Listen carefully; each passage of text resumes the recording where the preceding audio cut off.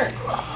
So I came up with like a way of thinking how, I mean, there are a lot of pros and cons of Common Core, but the thing that made most sense to me is, for example, like, you have a student who's being taught math the way it is now, very procedural, very 1, 2, 3, 4, 5.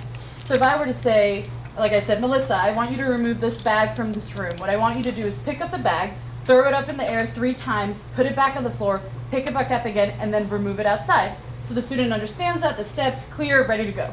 I ask the student again during the exit ticket, I say, Melissa, how would you go about removing this table from this room? The student would then write, of course, I would take the table, throw it up in the air 3 times, put it back down, and then take it out of the room.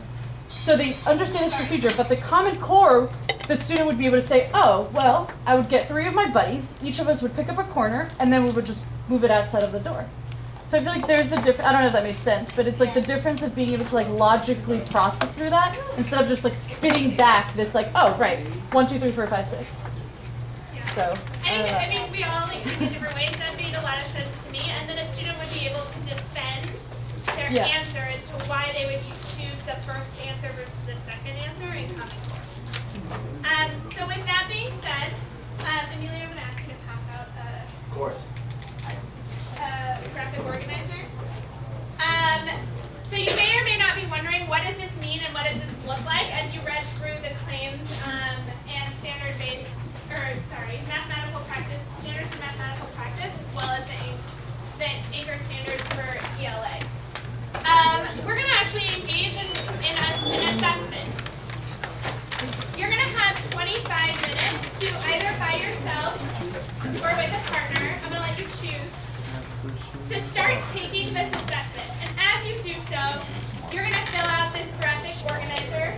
And if you like it soft copy, I sent it via email this morning. Fill out this graphic organizer, and you're going to say, what is the content? What is the summary of the problem?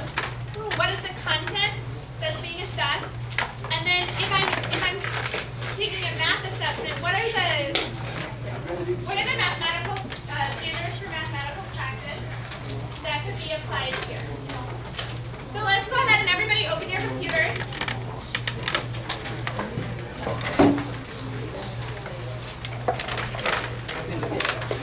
Thanks, Amelia. Nobody volunteered. And